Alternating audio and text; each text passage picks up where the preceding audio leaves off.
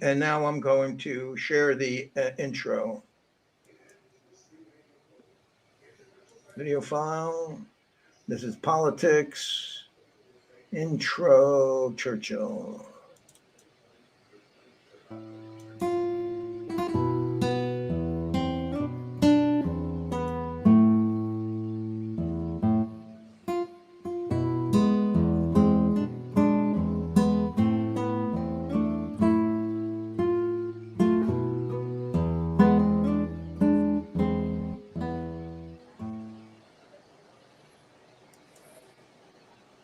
Okay, and now this is Going Viral, a political analysis program from the East Coast to the West Coast. Ken Aaron here on the West Coast.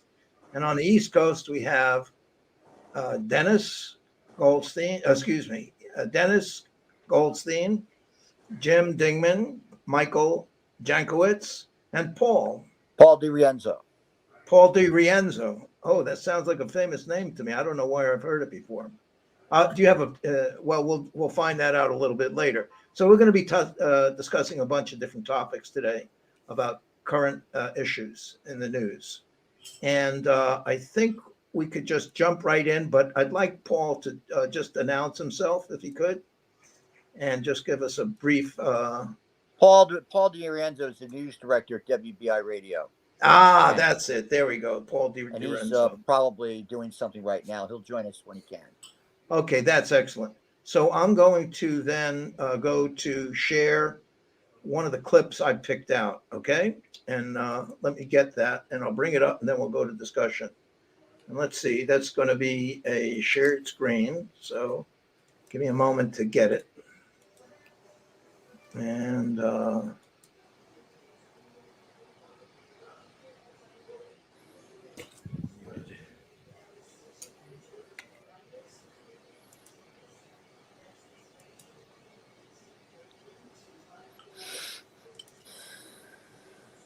And this is going to be about the Pandora Papers. And I'll start with this YouTube video.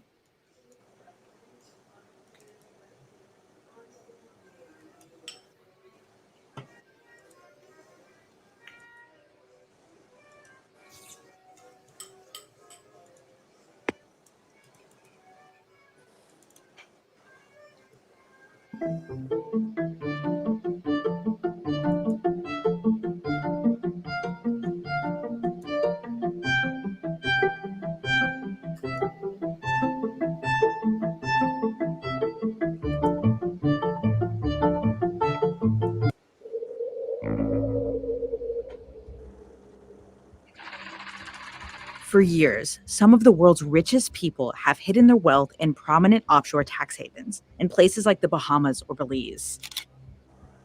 Now, a new investigation reveals the involvement that the United States and prominent world leaders have in the secretive world.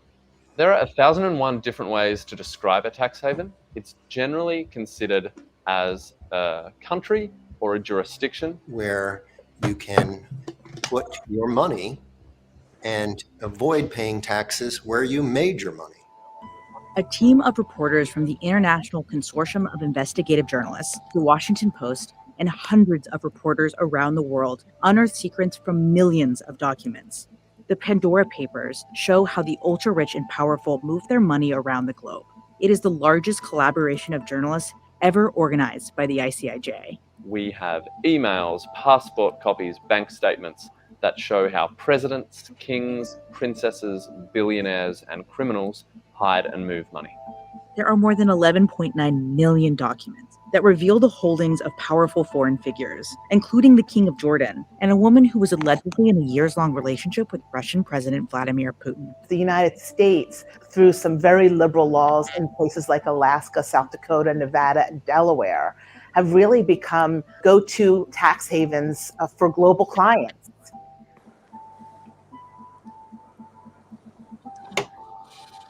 American politicians and lawmakers have long criticized tax havens in smaller countries. You've got a building in the Cayman Islands where 12,000 companies supposedly are located. Now, that's either the biggest building in the world or the biggest tax ripoff in the world.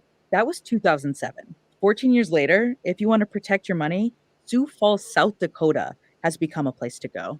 All of these trust companies, they are managing billions of dollars in assets for customers all over the world. You just wouldn't expect it.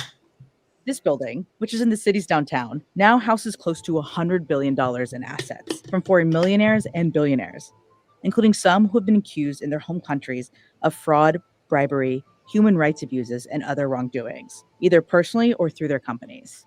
Like Horst Happel, an orange juice industrialist from Brazil.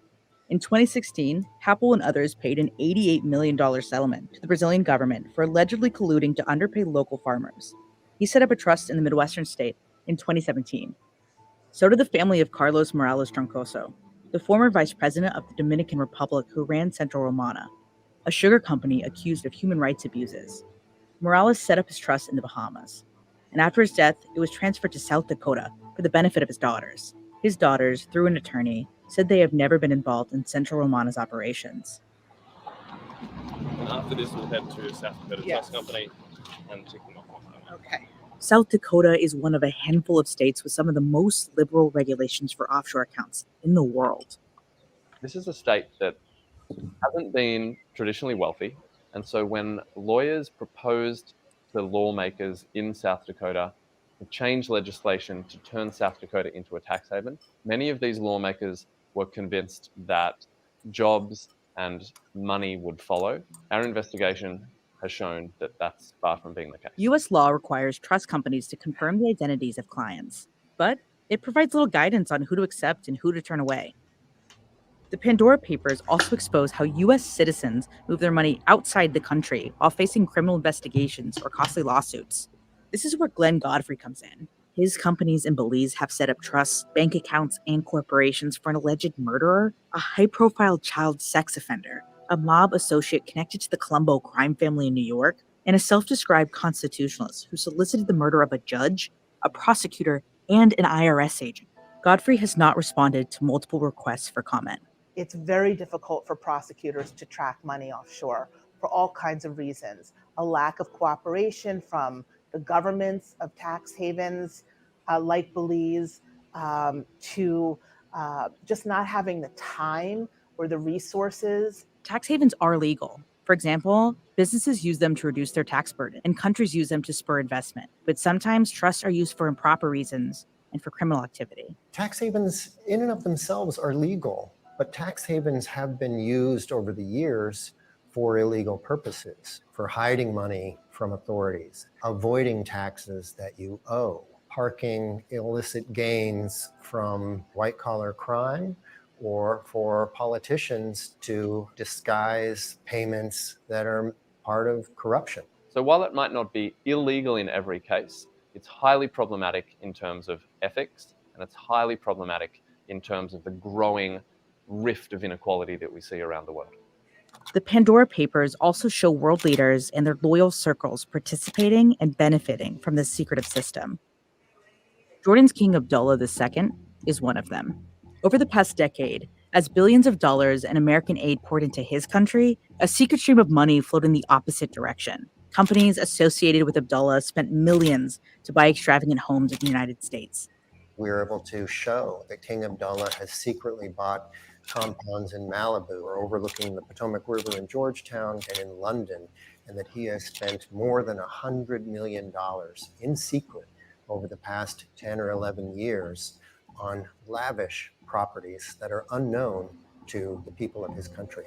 Abdullah's lawyers said their client did not misuse any public funds or foreign assistance. Another person benefiting from the secretive system is a Russian shop cleaner.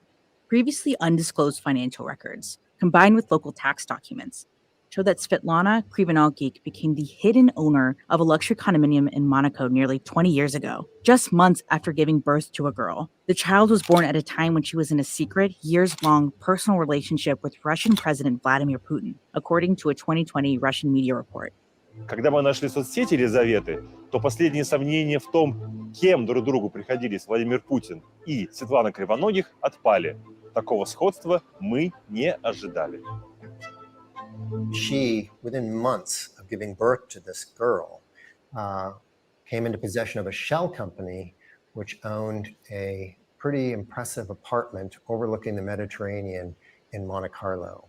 A Kremlin spokesman did not respond to a request for comment submitted by the ICIJ on behalf of the Post and other partner media organizations in the Pandora Project. Krivonogeek has not spoken about her alleged relationship with Putin or her accumulation of wealth. She did not respond to requests for comment. It's estimated that corporations and the super wealthy have stashed away as much as $32 trillion, untaxed or at a very low rate. This does not include real estate, art, and jewels. That's more than the United States' total gross domestic product in 2020, and more than 10 times the current US budget deficit.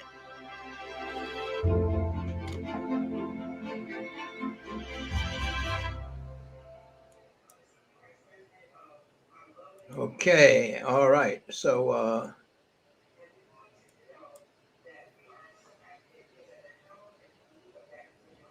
got that song coming in.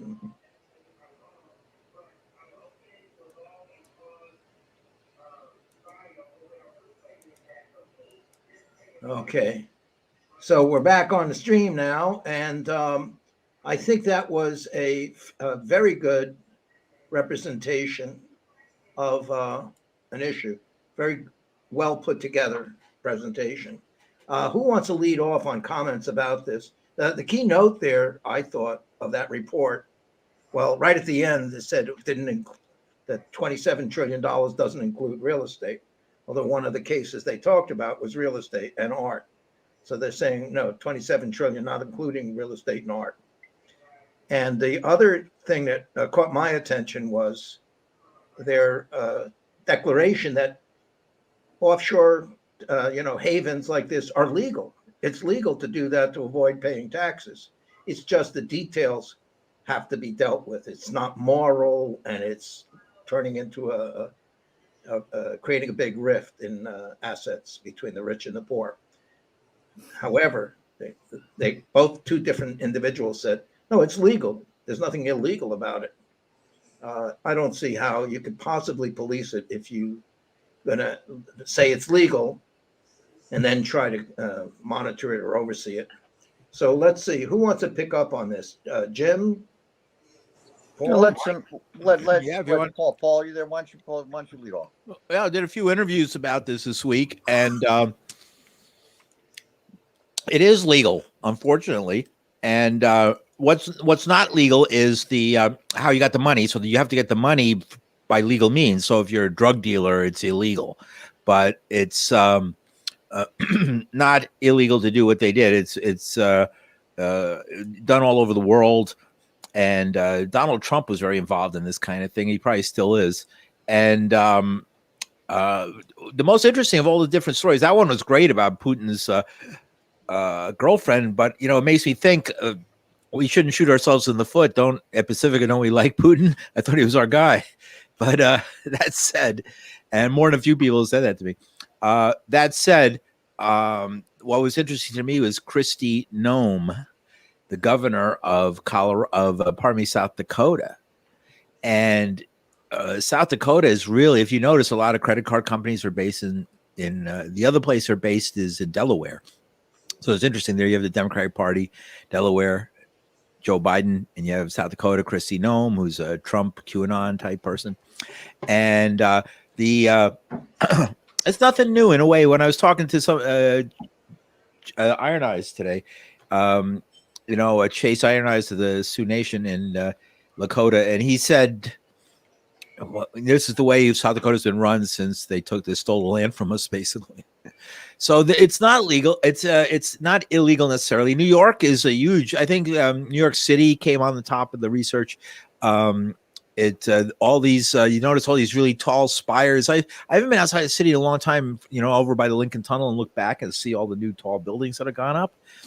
And it's so weird. It's changed the whole look of the city. I don't like it. I liked it before. And but a lot of those buildings are full of, people always tell you who live near them that they look out and they never see a light in any of the windows, of these places. They go up like 70, 80 stories. And nobody can tell you they've seen a room light on in any of them. And they all have like the same color, exact same color curtains and things like that. And I guess they've been parking a lot of money in there. they're getting out of paying taxes. It's the IRS is gearing up under the Democrats to surveil people's bank accounts down to $600 because they want to make sure that all the people who make like, $600 a month pay their taxes. That's somehow going to teach them good manners. That's the Democrats. That's their idea of tax reform. Nobody's going after the really powerful people at the top.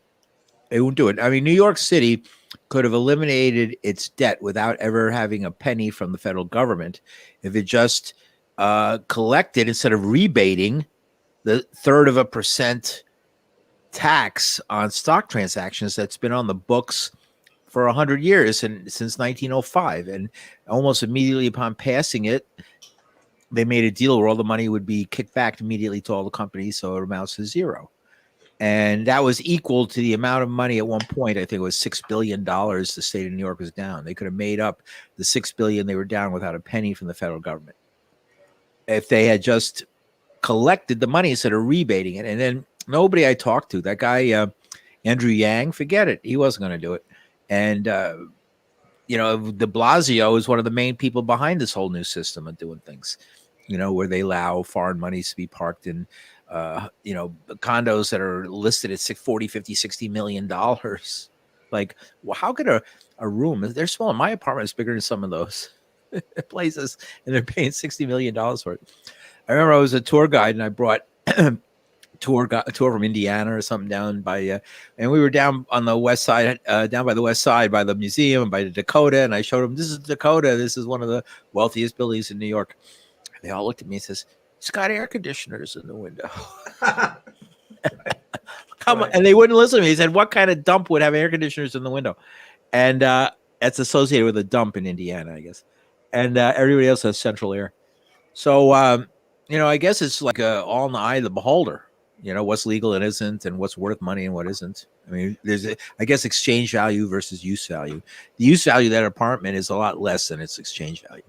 Let me come in with a question for you, Paul, on the legality. I mean, I understand where there could be investments you make that you get tax credits for, like development, in energy sector or housing. All the developers get tax havens if they do housing for lower income people. But what is the supposed benefit of allowing people to put, shovel their money offshores and not pay taxes? Apple Computer is the worst offender, according to Jack Rasmus, the economist from California, who I met through Gary Knowles' show, PRN. I have him on BAI a lot. He's good. He's a labor union, crusty old labor union guy. And he says what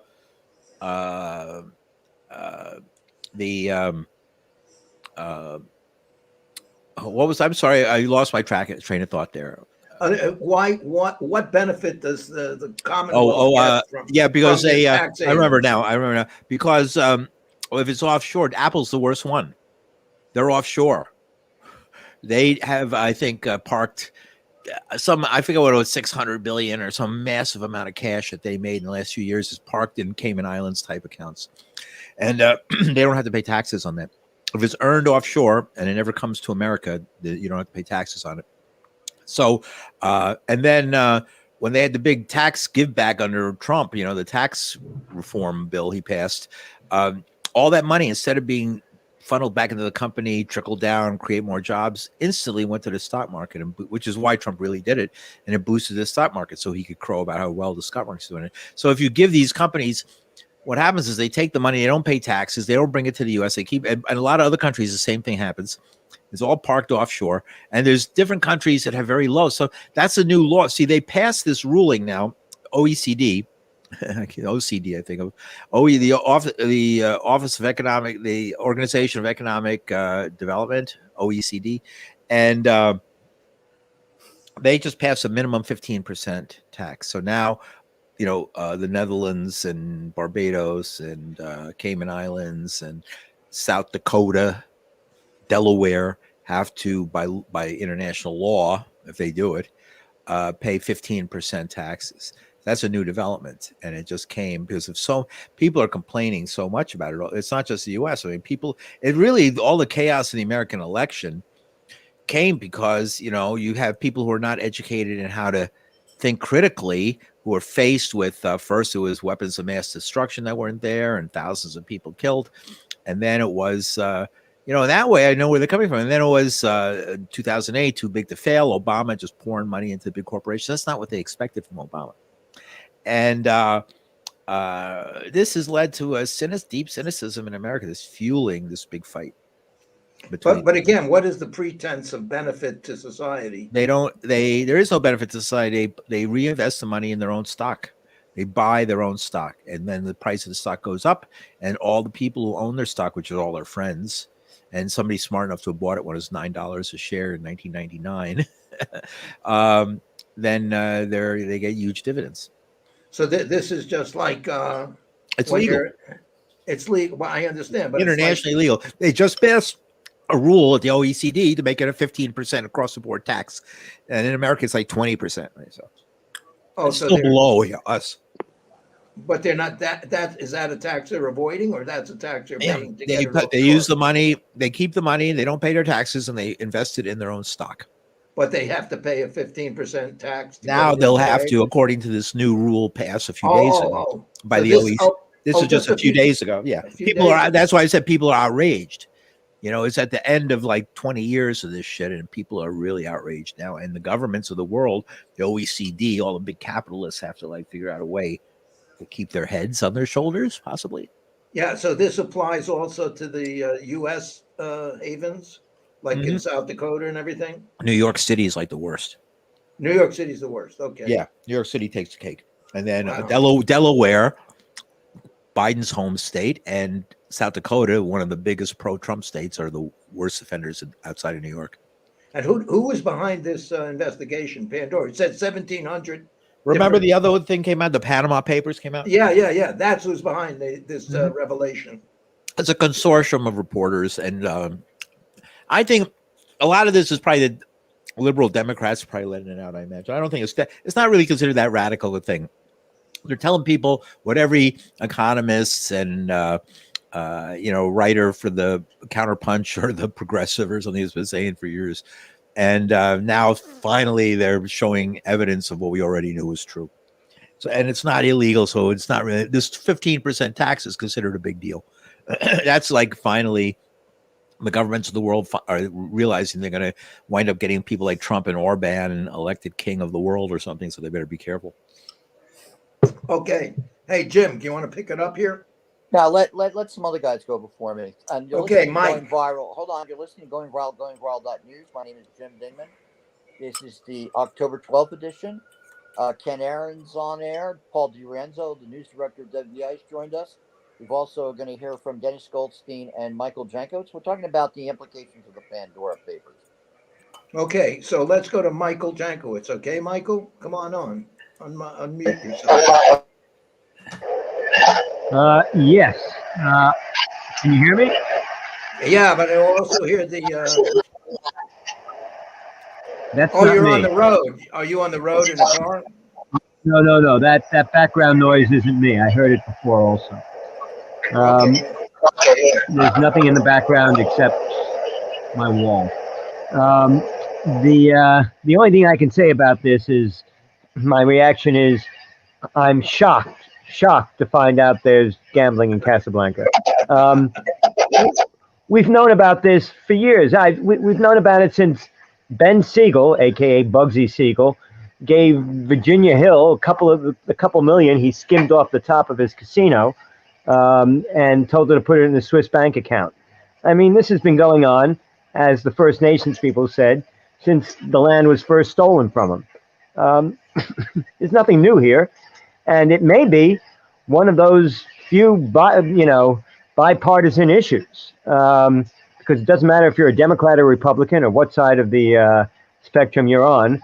You're gonna, protect your money, and money comes first. But this is nothing new, and nobody's going to do anything to stop it, because the only people who are in a position to stop it, for the most part, are the ones with these offshore accounts. As for the money being kept in the United States, That's a new one. At least it's a new one to me, but it doesn't surprise me. The United States is no longer a producing country; it's a service society, and that this is one of the services the United States provides. And as far as the real estate in New York, I would agree. New York is the worst of it, but primarily because of the real estate, I would say, because 1/3 of the buildings, I think, in Manhattan are not owned. 1/3 of the residences are supposedly not owned by primary residents, primary occupants. In other words, most of the year they're not there, if they're ever there at all. So it means they're investments. But this has been going on all the time. It continues to go on. And again, until you start getting people who actually go into politics and put their civic duty first, foremost, and above all, it's going to go on. So I don't see, and again, some things they may be doing some things about it. I would say I'll believe then the things that they're doing. I believe they're not just for show. When I see some real actual actions being taken, some actual resules from it. Yeah, But, Michael, I think it would be interesting if. Okay, wait. Wouldn't it be interesting if some like the leader of the Taliban All or right, hold it a minute. Everybody, hold it a minute. Michael, all right, everybody, hold on. a minute. Somebody's got a headphone mic. Okay, Michael, let's go to Dennis. Let's go to Dennis. Wait, hold on. Oh, Wait. Michael, go ahead. Go ahead, Michael. No, I think was it Paul that you were bringing up that question? Yeah, I'll go to Paul. Okay. No. Let's get Paul. monies they've stolen from us. It's just going to keep going on. Could you repeat that, Paul? Because we missed it at the beginning of it. Go ahead. Paul? Yeah, I'm on. Could you just repeat that statement about it's going to go on because they keep stealing? Yeah. Unless the governments of the world grow some cojones and actually take on these extremely powerful capitalist forces, which are trying to move into government to take over the governments of the world one by one. They're falling like dominoes. Then it's never going to change. Okay, but Paul, do you think there's any institution that's large enough to deal with multiple nations that would, short of a hard war? Maybe the Workers' World Party, not the Catholic Church. You don't trust them? Okay. A coalition of the Workers' World Party, RCP, and Amy Goodman. Okay. That might do it. And Pacifica. You think we could do it? We could bring them down. We'll arm wrestle them down. Well, let me just reiterate one thing, if I can. It's Mike again. Go ahead, Mike. The problem is, I agree with what Paul just said, but the problem is, the people who have the power to do anything about it are the people who are doing it. In other words, the government. I could say if the governments of the world get together, the governments are the ones who are doing it, because the governments are the people who are part of the government, and they're the ones doing it. So, again, it's been going on since the beginning of whenever. And nobody's done anything about it yet. I'm skeptical about whether anything's going to be done about it now. Okay, good enough, Mike. Now we're going to go to Dennis. Dennis, what's your commentary on that? I'm sorry to bug in again, but I think somebody's got their radio on in the background and it's coming over the mic. It's what's causing that. Okay, all right, Paul. If you want to know. Okay, let's go to Dennis. Dennis, come on. I'm going to unmute you. Can you hear me? Yeah, I got you. Go ahead. Okay. I more or less agree with Mike, but I have another comment, which is that what happened in the French Revolution is a lot of the aristocracy just got their heads chopped off. So it's a matter of when and if the people start to get angry.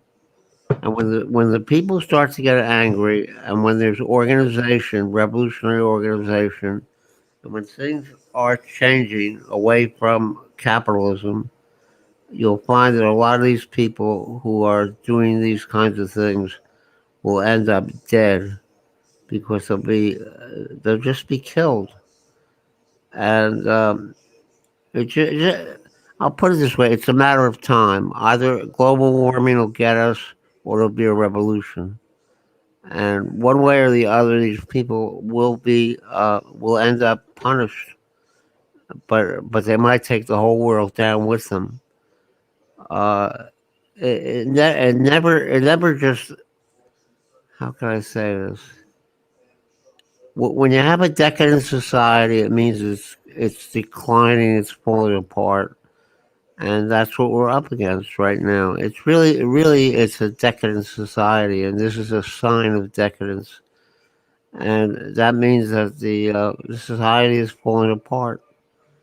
And which will happen first? Will we have the revolution, or will we be taken over by global warming?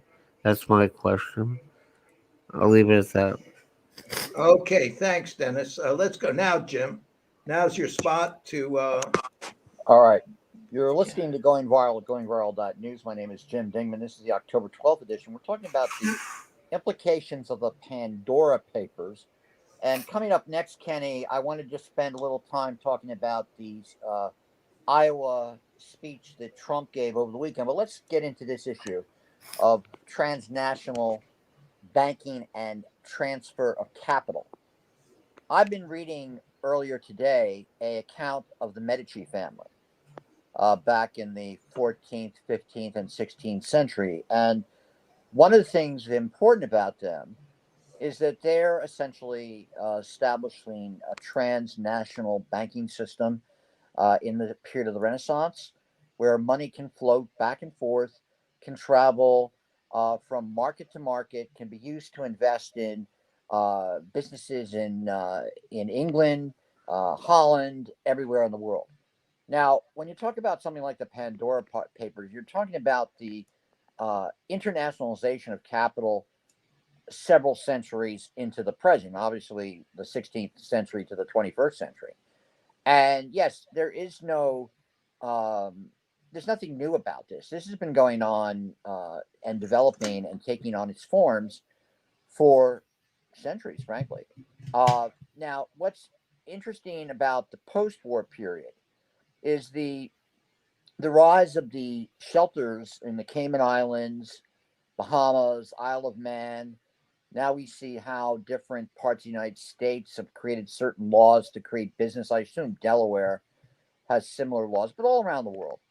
And this becomes a way not only for the 1% or the 0.1 of the 1% to hide their money, but it also becomes a way for international crime to hide their money. We're all familiar with the episodes of narco cartels in Latin America hiding their money, but they're one part of the wider question of capital in general hiding its money. And Putin, of course, is looked on as one of the wealthiest people in the world. I think some people estimate him as the wealthiest person in the world.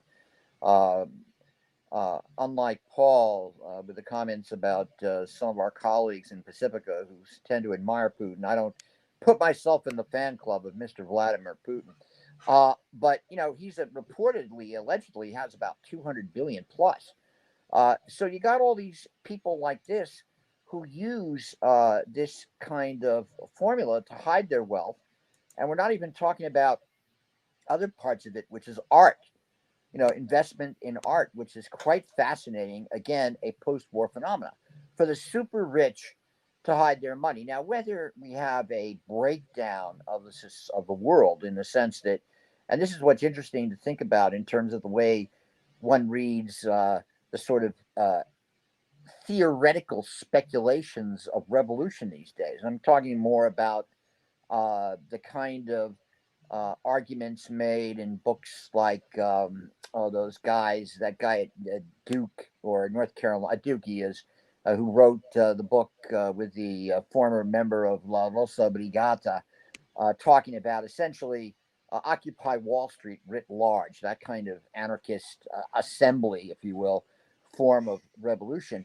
But there's all sorts of disquiet around the world, given what's going on. And if one looks at the latest study of what's going to happen in terms of if the world has a 1.5 or 3 degree rise in centigrade, well, basically the shorelines of the entire globe will be shattered where most of the population of the world lives. And I think they're estimating 500 million people will be affected by the 1.5 centigrade rise, as opposed to almost 1 billion with the 3 centigrade rise, if it happens. And you're talking about, that's just one aspect of it. So the question of how the super wealthy hide their money, I think, is a very fascinating one, and one that constantly gets a lot of attention.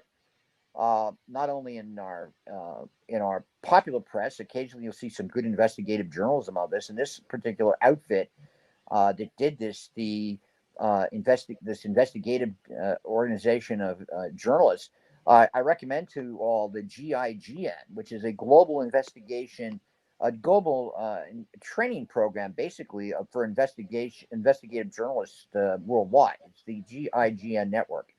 And could you repeat that a little slower? GIGN. DIJN. JN.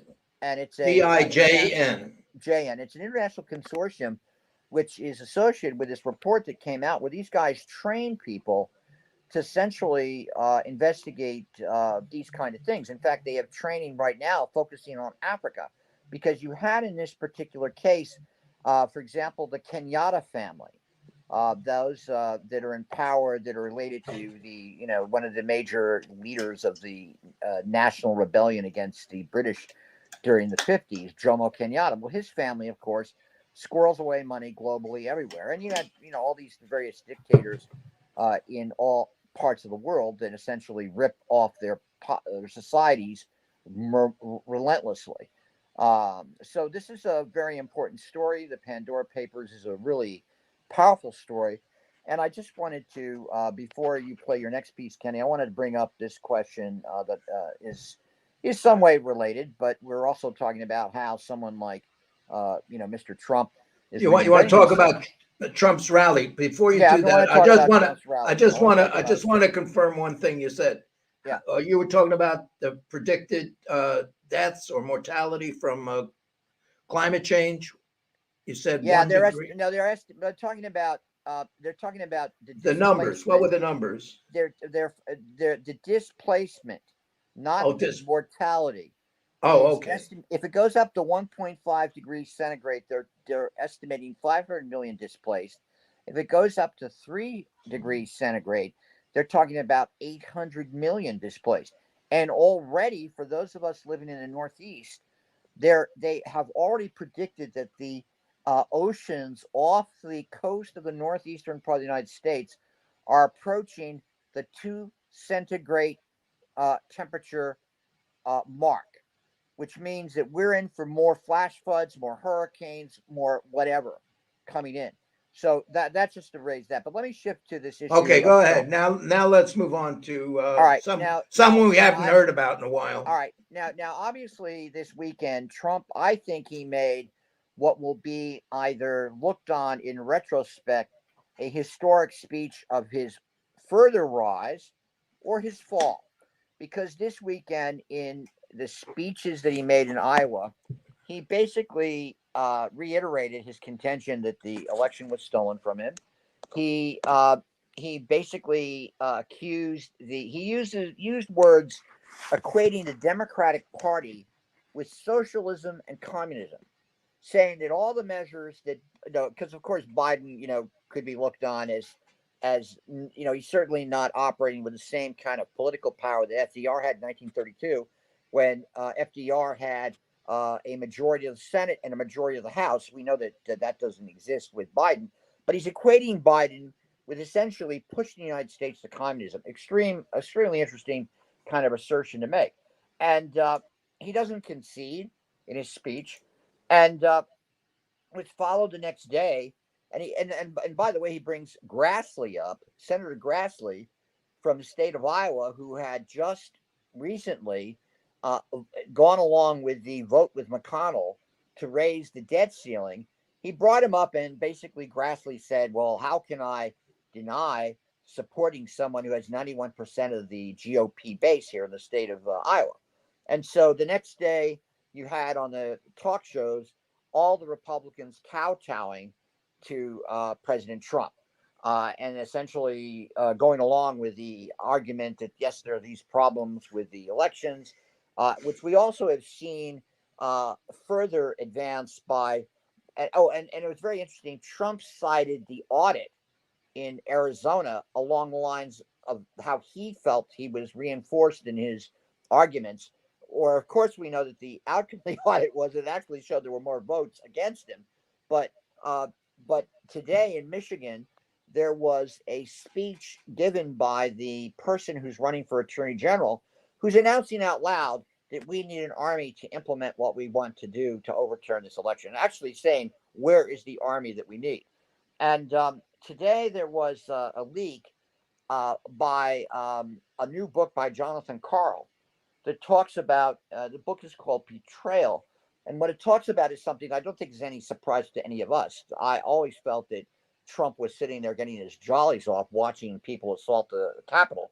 But what they're saying is that they actually were recording various versions. Remember, he finally comes out with a version, his last version of his video to calm them down after, everybody's broken into the to the Capitol, etc. His comment was, "We love you. You are special." But before that, he had been recording versions of the speech where he basically urged them not to disperse. So it's a quite remarkable series of events we're living in. And the other issue raised is last week the Senate issued a report that basically further outlined the collusions of, basically Trump going to the Justice Department, asking them to intervene to overturn the election. And basically, whether that report has any effect or not, we don't know. And finally, we have the question of people like Meadows. Meadows was his chief of staff. He was around him the whole day. He's been subpoenaed. Bannon's been subpoenaed. He's also been urged by Trump not to show up. So we have several people who are not going to show up. And it's going to be a question of what this commission decides to do, whether they decide to pursue them, to jail them. But I consider this, if we're looking at, if we're using the F word, the fascist word, well, I personally think this weekend will be looked on in retrospect as a new phase of the kind of situation we're dealing with in terms of the process as Americans and the world trying to deal with this homegrown version of American fascism that's broiling and boiling and evolving as we speak. But let me just open that up to other people for comment. Okay. All right. Thank you, Jim. So who wants to comment something about that shy little fellow named Trump and what his plans are? Let's go in the same sequence. How about you, Paul? Well, what about Lev Parnas? His trial started today. Jury selection started today. And I think Lev Parnas has had a lot to say about Trump knowing everything. Not one detail was out of mind, and he was involved personally and hands-on in everything that went on, from going to Ukraine in order to get dirt on the high Bidens, and also to directly threaten the government of Ukraine. It turns out they weren't just threatening to cut off one little defense thing. Trump told them it's going to come out that he was going to cut off everything, food aid, emergency aid, you name it. It's all going to be cut to Ukraine. And unless you find dirt on this guy. So that is going to come out in this trial. So that should be interesting. And speaking of trials, the other thing, it's sort of off the topic, but it's trial related, is this couple who was arrested for stealing nuclear secrets and sold them to the FBI instead of foreign agents. Right. I think that's an interesting story in itself. Right. I'm going to leave it at that. A throwback to the 40s and 50s. Yeah, I guess so. I'm trying to figure out why they did it. Was it ideological or for money? Oh, it's over for money. There's one. The last ideological one was 1998. Oh, and they were BAI people. They're probably listening right now. Teresa Squillicote, she lives in Brooklyn now. She did 22 years and her husband, her ex-husband, he was head of the restaurant workers union down in, or the waiters union or something in DC, and he got a couple of years less because he didn't actually have a security clearance like she did. But they were trying to give it the information to South Africa in order to save Nelson Mandela. What information? Like the day they had oh, you know, this is an interesting story in its own right. She went to when they got married, her husband's father was a German Jew who joined the British or the American Army to invade, and he was at the Battle of the Bulge. And he sat down with French colonial troops from Africa to have dinner one day without thinking about it. He was dragged into the commanding officer, the Big Red One, who said, "What the fuck are you trying to do to me?" And the guy didn't understand what it was, but he said the FBI was after him for the rest of his life. And then when he got to be old, they went after his son. He said that's what it was, because they let his crazy wife, who was smart and a lawyer, get a job at the Pentagon in the procurement office of the Pentagon. So she had traveled with fake passports to East Germany and had a love affair with Lothar Ziemer, who was head of Department 11 of the Stasi, tasked with spying on North America. And her true name was the Black Swan, the Swan, they called her. And they all had true name cards. And when the East German government, she's friends with everybody. She lives in Brooklyn and she's friends with all the BAI radicals. I know this. It was pretty incredible. I went to cover the story and I wound up meeting everybody from BAI back in the 1990s. And she was friends with the Rosenbergs and everything. I think her kids went to school with the Meerpol kids. And so she thought of herself as a big communist. And, but coming back so to this, she had a love affair, and so the government got How does mad it help and set South her up. Africa? How does it help? It was a real false flag operation. Oh. The real deal. She wrote a letter. I had him on. I'm friends with Ronnie Kasrils. He was one of the heads of the ANC, and he was the deputy defense minister of South Africa. And she, after the East Germany fell, she was so desperate to get into another spying or Falk spying operation, where she, I guess, should have love affair with an older man, which was her thing. She wrote this long communist letter to Ronnie Kasrils, saying, and Ronnie, I know Ronnie real well. He lives in South Africa and he's retired, and I've had him on BA a few times. He knows a lot about South African government politics, and he's a commentator on that now. And so he knows where all the bodies are buried in South African politics. And he got the letter, but didn't pay much attention to it because it was sort of this long Marxist rigmarole. It doesn't make any sense to anybody who's not a hardcore Marxist. And the FBI intercepted it, and then they wrote back to her saying that they were the FBI were the South African agents, and they called her, and he said, Nelson Mandela needs you. And they actually hired a psychologist. They have this Goldwater rule where you're not allowed to psychoanalyze them, but they hire and then illegally use, in violation of their license, psychologists to make personality profiles to go after people. So they had a profile on her to go after her, and they came after her with this profile, and it worked like a charm. And the first day she got contacted with this guy, met him with her 2 kids in tow. What are the 2 heads of the Communist Party of Germany? They were, what was her name? The one who was murdered by the Freikorps, and she was the founder. She Rosa knew Lenin. Luxemburg. Rosa, her kids are Rosa and Carl. I swear to God. And she had Rosa and Carl in tow to the ice cream parlor where she met this FBI agent posing as a South African agent, and handed him a stack of papers right off the top of the what was on the desk. The first thing she saw when she went into work in the morning. It was some bullshit about that wasn't even dangerous. It was ridiculous. But during the trial, they had that horrible Fourth Circuit Court, the worst fucking court in the world. I hate those people. They were like the hanging judges of the federal court, and they do all the spy cases. Everybody, life in prison, life in prison, life in prison. You can get life in prison for this shit, death penalty. And I was covered the whole trial, and they had for Penthouse magazine, and because they used FISA, the Foreign Intelligence Surveillance Act, and when I did that research, all these people who were associated with the Save Free WBAI movement of the one that I wasn't part of when I was sort of hanging out with with Eugene Sleep. Every one of them was like, and then they were freaking out. This one lawyer guy, Palestinian lawyer guy, who's friends with Mimi Rosemary, was screaming at me, "You put my name in the article. Well, you gave me an interview. What do you? Oh my God, no!" And then during the trial, oh my God, during the trial, Lynn Stewart and these people intertwined like crazy, and so, oh man, all these people, and then I get a call from this guy named Philip Oakes. And everybody's hearing this story now, but I wrote a big article about it. And he's a covered story for Penthouse. And Joni, my girlfriend at the time, was so happy. She had been a dancer in law school and in DC, and she was so happy. I got her dream was to be on the cover of Penthouse magazine in Times Square. I said, "There you go. I got you." I was like, that was worth a lot for a while. And this what was it? It was a sting by the FBI.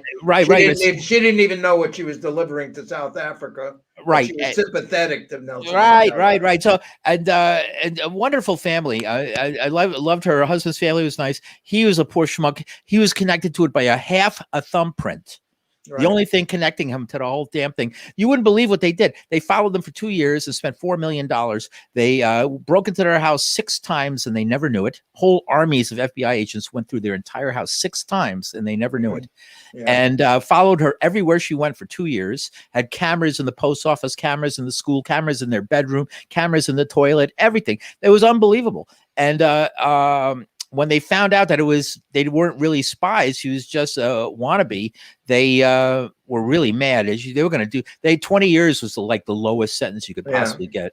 They got because they weren't the real thing. For pissing them off, right? Yes, for pissing them off is what 20 is. Paul, I got to pull you back. Yeah, Jim was talking about the threat of a populist dictator, like Mussolini or Will Rogers or somebody. An American version of Mussolini, and that Trump seems like he's pulling his troops together, and people are going to start walking up with home armaments and taking over the government. So that's the thing that's the thing we should. You got any comments about that and his rally? Yeah, I just. Let me let it go on. I talk too much already, and my head is spinning. What's the problem is when I'm doing the news, when I'm doing all this research, and I come and do the news, and then afterwards, my adrenaline's still high, and I'm talking a mile a minute, and totally so you have to cut me off. It's all right, do it. I'm like crazed right now. Let me hand it to the next person. Come around, and then come around to me after I calm down a little bit. Okay, Paul. Okay, will do. You. Okay, so let's go to Michael. Comments about Trump? Yeah, no, actually, I do want to make one comment, though, about what Paul was talking about. If you want to know what's frightening, just extrapolating from or going a couple of steps further from what he was talking about, what's really frightening is the idea of somebody from WBAI getting their hands on a nuclear warhead. That would be frightening. Getting back to Trump, look, Trump is okay as a leader. He's not a leader. Trump couldn't lead a piece of toilet paper to his ass. As a matter of fact, most of the toilet paper winds up on the bottom of his shoe, as we've seen. But the idea is he can manipulate. Personally, I think he's doing a lot of this. This is just a way of him getting money, and also the main reason he would run is to evade the law, basically. That way to keep himself out of jail. But regardless of whether, he comes across like a Mussolini wannabe. He even acts like him and looks like him sometimes. But the real problem is the people who follow him. We seem to be, we like to think that these people, if they had somebody who was giving them what they want, or appealing to what they really need, that they would be different. I don't know. Okay, I really Michael, don't know. Michael. Let me finish the sentence, Ken.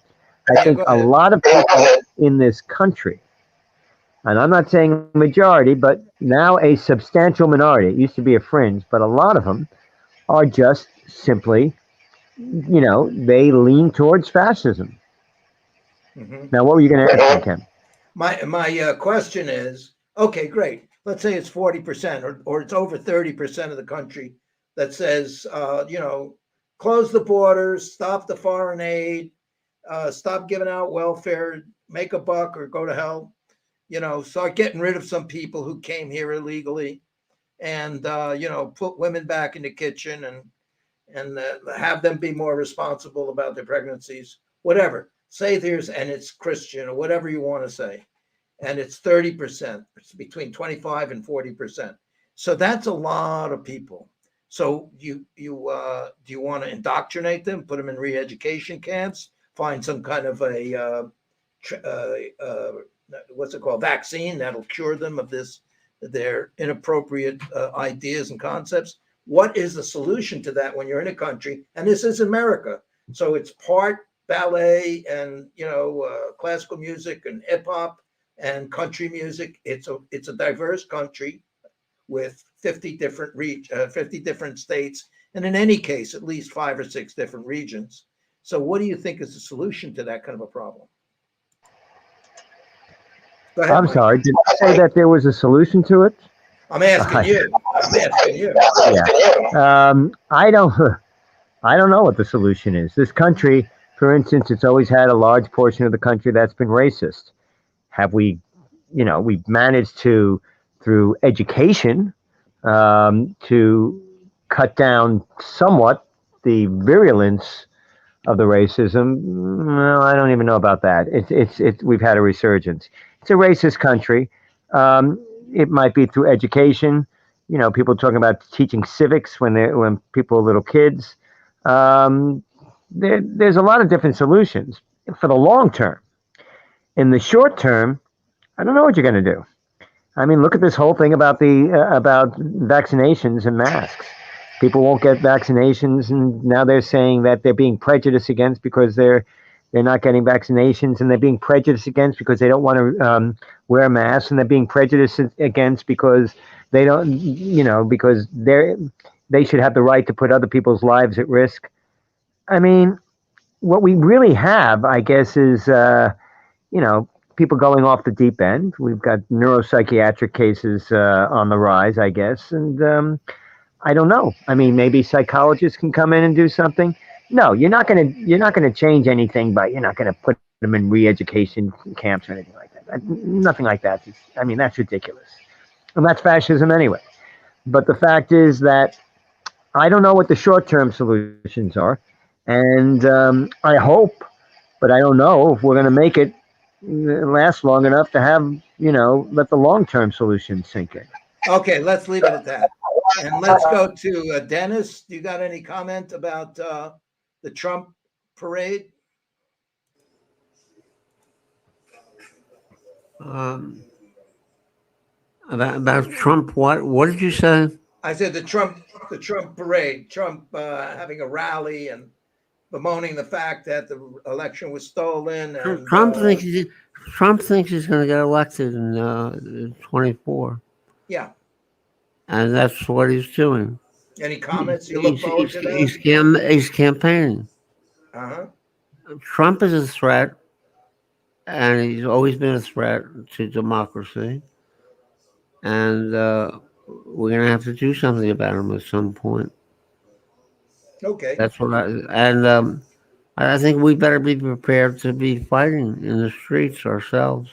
Okay, there you go. All right. And can we leave it at that? Yes. Okay, for me. Great. All right, I want to go on to a brand new topic. I don't think we've discussed, but I think a lot of attention is going to be shifting there.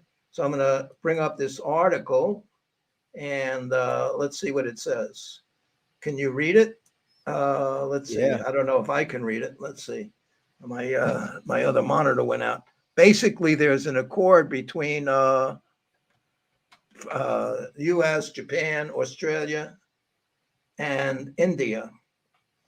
And this is an article about that. Let's see if somebody can. Okay, there we go. I can zoom in and read it myself. 1 second. Let me just get my face out of there. Where am I? There we go. That's what I do. Stop the cam. You get that. Now I can zoom in. Okay. The recent Quad leaders meeting in the White House on September 24th appears to have shifted focus away from the original framing as a security dialogue between four countries, the US, India, Japan, and Australia. Instead, the United States seems to be moving much closer to Australia as a strategic partner and providing it with nuclear submarines. Supplying Australia with the US nuclear submarines that use the bomb-grade uranium can violate the Nuclear Non-Proliferation Treaty and International Atomic Energy Agency protocols. Considering that the United States wants Iran not to enrich uranium beyond 3.67%, this is blowing a big hole in it in the so-called rule-based international order. Unless we all agree that the rule-based international order is essentially the United States and its allies making up all the rules. And let me pull that article up so I can read it, the rest of it. 1 second. There we go. And so the Japanese Prime Minister Shinzo Abe had initiated the idea of the Quad in 2007. So that was Japan's Prime Minister came up with that. The four people: the U.S., Japan, Australia, and India.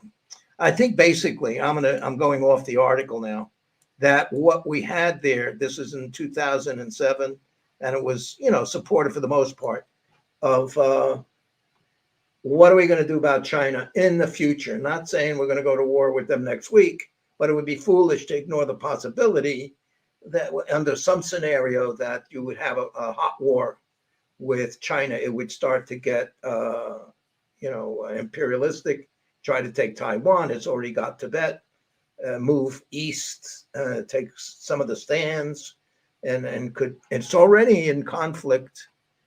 There is a conflict between India and China in regards to, I forgot the name of it, that little territory up in their north, the north section of China, of Tibet, that they fight about with Afghanistan, I think, or Pakistan, excuse me. Pakistan and India fighting over somebody come up with that name. Kashmir. There we go. That's the place where we get all our sweaters from. So, but China is also fighting over a border with India because of water rights, as far as I know. So there can be the cause of conflicts. In fact, I really want to get it in tonight. I have found a very interesting video about how many actual different countries there are in the world. And the piece shows the ongoing arguments, just like people arguing about how loud the music is in their neighborhood or who took what parking space. There's an irritation factor that goes on throughout history. And it sometimes can escalate into conflicts. It's maybe part of the cause of more conflicts than we think. And it's not necessarily just the need for territory, food, water, and women, but it's sort of like, that guy, I don't like the hat he's wearing because I don't feel good this morning, bad nutrition or not enough sleep. But in any event, this is the thing, and they called it the Quad. And I didn't know about this compact, this coalition and the submarine. We had talked about the submarine in earlier shows. So let's go around the table on this if we could. And does anybody want to make a comment about that? Or should we go to Paul on it? Are you aware of this, Paul? I was, it's funny. I just was for tomorrow's news. I was interviewing James Bradley. I have a few. He's the author of the book Flags of Our Fathers. His dad was one of the soldiers who raised the flag on Mount Suribachi, and they made a movie about it. Clint Eastwood made a movie about it, which I saw, which is really a bloody movie. My God, what a terrible battle it was. He's adamant. He says it's a joke. He said, how could Australia with 20 million people and what would they do with nuclear submarines? China's got 1.5 billion people. There's no way. I mean, there's no way a military force could defeat China. America's been defeated in every war it's ever been with China, and it would be again. And there's no way they can defend. Taiwan is like Texas that's been taken away by the Mexicans to them, and they're going to take it back one day. It's not going to be invading. You're not invading Taiwan if it's part of your country. You're just taking it back, just like Hong Kong was. And so there's no way to stop China from taking back Taiwan and as well as Hong Kong. And so what?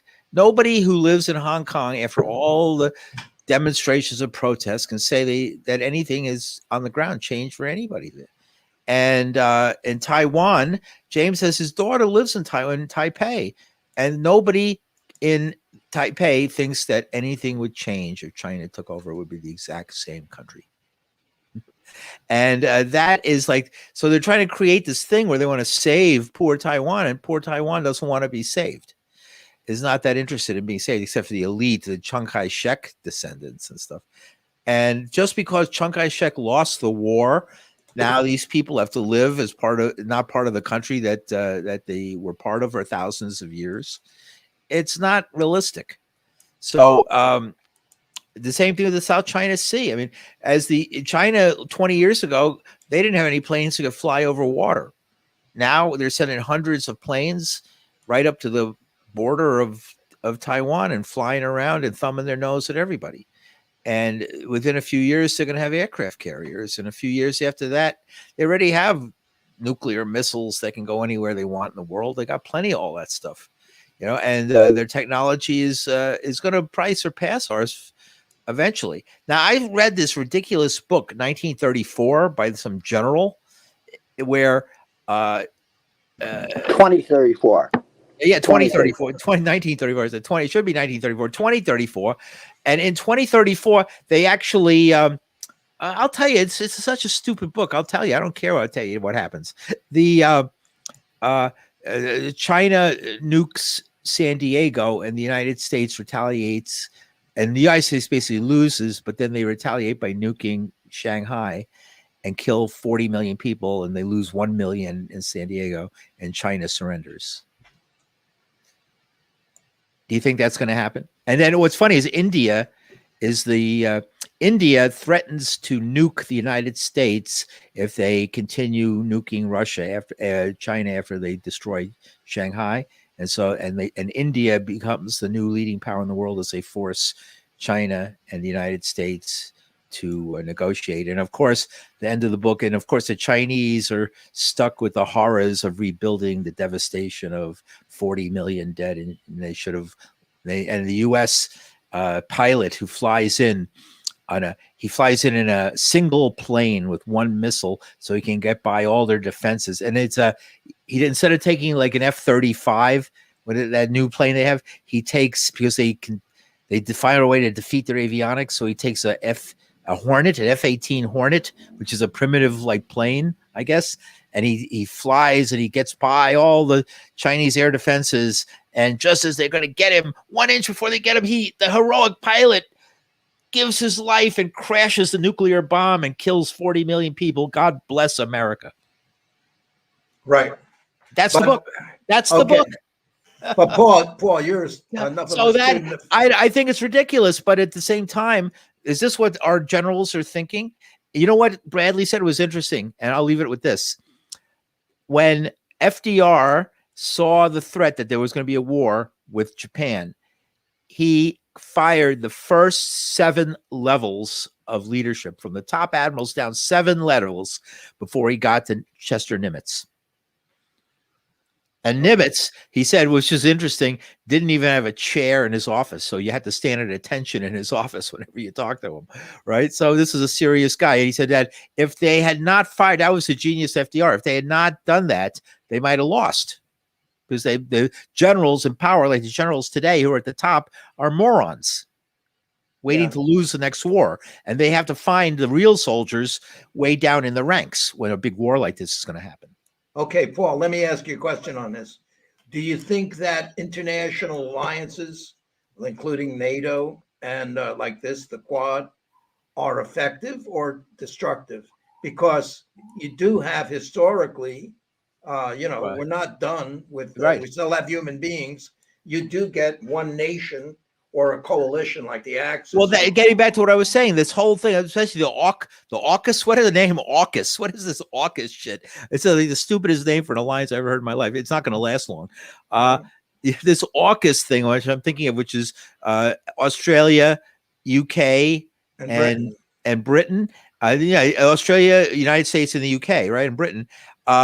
They are incapable of taking on the two of them. Britain and China are useless. This, like Italy, was a albatross around Germany's neck. It was the worst thing that ever happened to Germany, was making an alliance with Italy. It was almost as bad as making an alliance with Japan, which started a war before Germany was ready for it, and dragged the U.S. into the war, which blow Hitler's plans, the kingdom come, and him too, eventually.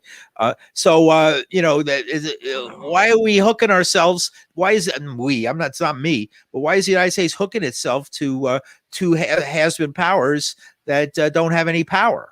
You mean Britain and yeah, they have nothing. France is more powerful than Britain. Okay, but the question, why? The basic question. I'm answering that. I'm returning with a question. Why do they pick a weak little alliance like this? It doesn't. Why 26 million people in Australia get nuclear submarines? What are they going to do with them? Fishing? Go fishing? Surfing? Okay. Okay. Good. We'll ask that question. We will. But yeah, I want to know. Do you think it's useful? No, I'm saying it's not what I see. This is a bad alliance. It's a bad alliance. And India, what's India? According to their own book, the general's damn book, India is going to wind up playing both sides against the middle and conquering both the U.S. and China. If they, in 20 years, they're going to be like China in 20 years now, and 20 years from now, England. Can you recommend an alternative alliance?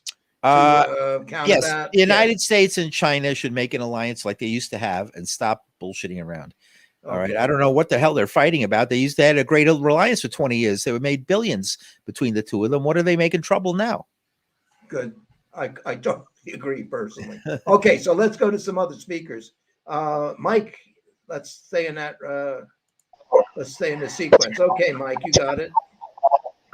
Well, first of all, here I do have to disagree with Paul. I know literally dozens of people from Taiwan who have family in Taiwan. Not one of them is either would be happy, or even remotely content with the People's Republic of China taking over Taiwan. They are firmly against it. And more so now after what happened in Hong Kong. And I don't know anybody from Hong Kong. I'm sure there are some people, but I don't know anybody from Hong Kong. And I know several people from Hong Kong who are happy, who have gotten out of Hong Kong. And they said their reports are, just like with Taiwan, no one is happy with mainland China's leadership or takeover of Hong Kong. So wherever you're getting information from, personally, from my assessment and from everything I've heard, that is the people you're getting that information from are by far and away in the minority. Taiwan does not, from what I can tell, and I'm not speaking for everybody in Taiwan, obviously, but I would bet, and I'm a pretty good gambler, that the overwhelming majority of the Taiwanese population does not want the People's Republic of China to take over. Second of all, somebody could say that the United States has never won a war against China, but we never lost a war against China. You might say the United States, to the degree it was in the Opium Wars, et cetera, it was involved, or in the Boxer Rebellion. Yes, they did win, but that was a different China. But right now, the only thing we did is we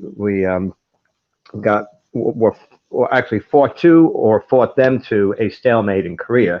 And otherwise, we haven't been in a war, thank God, with China.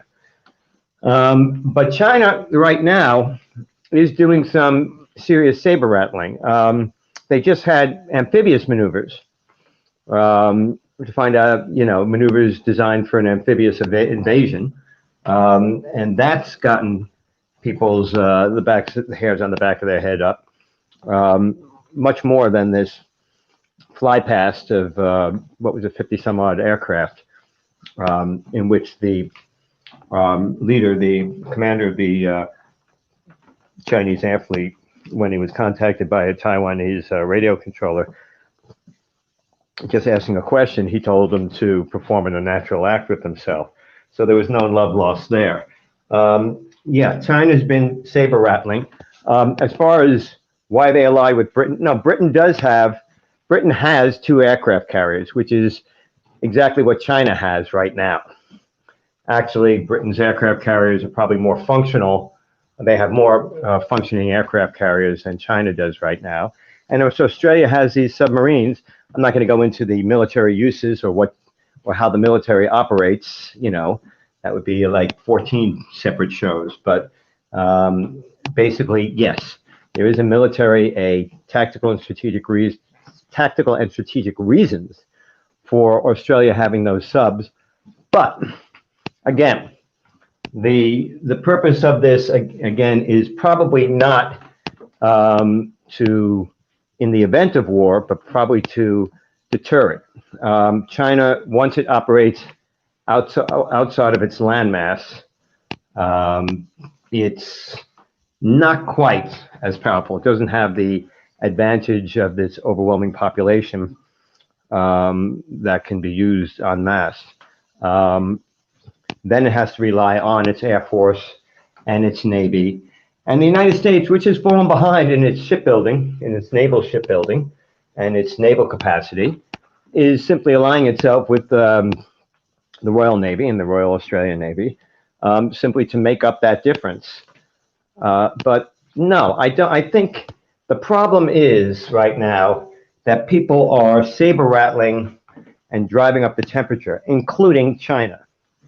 And I don't know if it's because the present regime in China is insecure about keeping its power. I don't know what other things are rattling it, but it is a little rattled, and therefore it's using these military threats or the threat of military force. And it's reiterated again, they reiterated recently that they consider Taiwan part of China, and they're going to reunify whether the Taiwanese want it or not. This is a threat. This is a problem. Okay, You can't okay. just sit by and let the Taiwanese say, which we did already in the 60s, but just say to them, look, you're going to be part of China whether you want it or not, because they're not going to sit by. Okay. Well, is Okay, China a hold it, country? hold it. I just have a question. Does the United States recognize China? I mean, the United Nations doesn't even let them have a seat there. I mean, they're not recognized by too many people as a country. It sounds like South Vietnam all over again. That's correct. And there's another thing, Michael. No, we recognize Taiwan as a country. They were kicked out of the United Nations. Yeah. So they're not recognized by the United Right, Nations. so it's another second world fight with America. You know, those. Okay, let me bring up something there.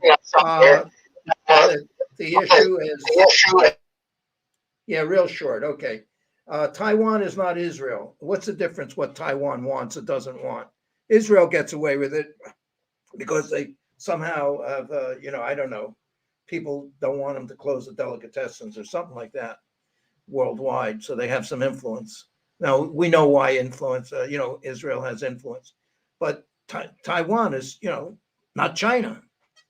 Taiwan does belong to China. It was part of the nation of China. It was, it was there. That's where that's where they ran when they lost the war. When Mao took over China, they went to this island called Taiwan. It's not, and it's the Chinese people living there. It's not the indigenous people who lived on Taiwan. It's not the major part of the population. So they don't want China to take over, and Hong Kong didn't want China to take over. So what? I personally think Paul is correct. You're not going to find a country that has a pure, clean history in the past.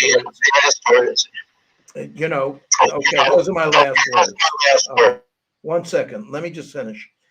So the idea, you're not mentioning what Paul said, which is kind of radical.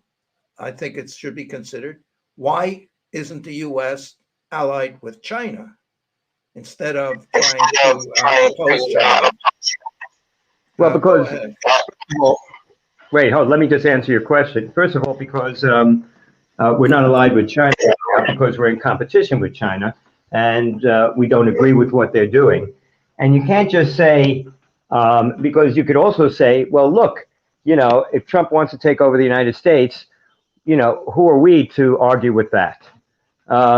You can't just say to the Taiwanese, as they did, as what happened with the people of Hong Kong, you could say, too bad, you're going to live under a dictator, because it basically is, at this point, more so than in recent years, more of a dictatorship in China. And you can't just say, look, you're going to have to do this, because God knows if Americans did that, if somebody said that to Americans, we'd be, running and crying in the streets and, throwing firebombs into everything and taking over Capitol buildings. Question: who rules Taiwan? What political party is currently in charge of Taiwan? What's the most powerful single political party in Taiwan? All right, okay. I know what you're saying, but the Kuomintang, the same one, the Chiang Kai-shek, right. Claire Booth Luce.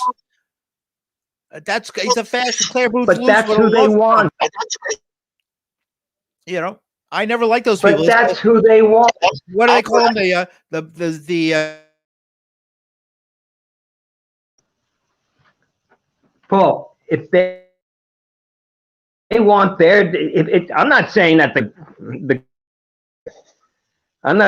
government, something? Anybody there? Yeah, I'm here. I said it's a CIA government. No, I'm just saying there's something going on with the, I think Ken's been phased out. Oh. Anyway, no, forgetting about how good Taiwan is or something like that, you can't just say to the people of Taiwan, you can't just say to them, well, screw you. I also don't think the idea is that you can say Israel or a couple of other countries can get away with it, but tell that to the Taiwanese. Basically, we're saying to the Taiwanese, to the people of Taiwan, fuck you. We're going to, you're going to have to deal with China, and we don't give a shit about you. But if we say that, as we were, in other words, and we say that about the people of Hong Kong, what right do we have to say that about any group, about anybody being oppressed anywhere in the world, who claim that they're oppressed? I'm a fan of the Prime Directive. You familiar with the Prime Directive? I don't think Star Trek is the way we. Okay, hey. I like the Prime Directive. We have no right to get involved in the work of other people's countries. We just don't. Right. What we should have done is when the refugees left Nazi Germany, instead of letting them out to drown, we should have let them into our country. What, a couple of boatloads of people? They wouldn't even do that. That's all they had to do. Right. But did we have a right to interfere in the? They didn't want to do that. They didn't want to do that.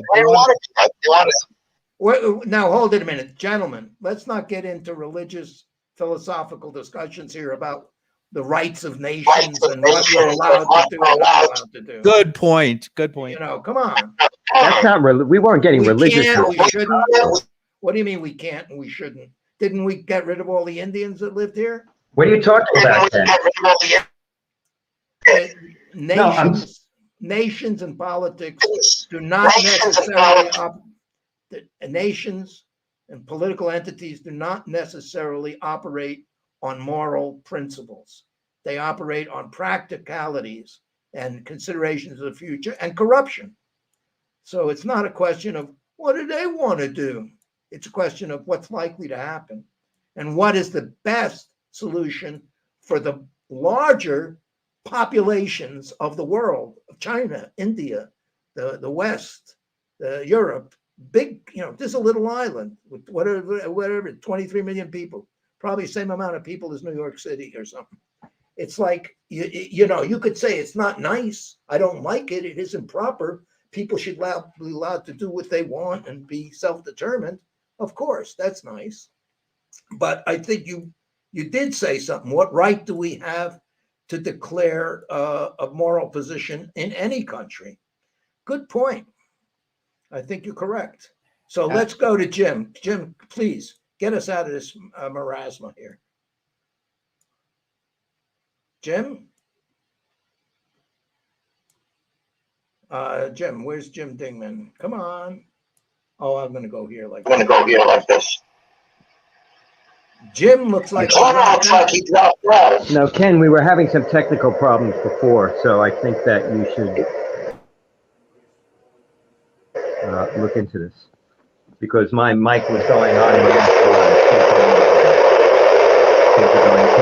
Pictures are going in and out. My God. Well, I don't know. Look, I actually have to get up early, so I have to go early. But I just, want to say I don't want anybody to think just anything I said here is advocating the Chinese form of government. First of all, as a committed socialist, since I was a kid, basically, I don't consider the current government of China to be socialist. Now, that doesn't mean it has a lot of socialist things flipping around inside of it that we have to take from the perspective of where socialism went wrong. What did we do wrong when we had the chance? Socialists had their chance and they blew it ultimately, even though there might have been success at the beginning. And so we should talk about that. But I don't really think that China is a hardcore capitalist, imperialistic country. It might have some socialistic it proves that you could have a capitalist country like the United States could spend a lot of money, print a lot of cash to pay off people not to revolt, but it doesn't really mean that's socialist. And I think we have to get into the distinction of what it means for the people to really control their government and what it means for somebody to just the ruling class just decide they're going to, instead of being like Trump and be a greedy little fascist, be like a profligate fascist and just pay everybody off till you run out of money. Hitler played both games. Fascism has both possibilities in it. But I don't think we should confuse that with the people, which is a rare event in history. It's only happened in a couple of countries, and it didn't last very long in either of them, in my opinion. And but it is a spark of hope that it's possible for the people to run a government. It's just we're at the very beginning of that. And that's just what I just say. I don't want anybody to think that I'm saying China is some sort of model for the world or anything. I'm a peacenik, and I just don't want to see a war, and I'm willing to give up everything. That's right, Paul. I'm willing to give it all up. I don't give a shit. Let them have it. War with China is somebody mugs you and they say, "Give me your wallet." What do? Somebody says, "Give me your wallet" on the subway. What's the best answer? Here. Best way to deal with it. I'm telling you. That's right. Absolutely. Not even a debate. Here it is.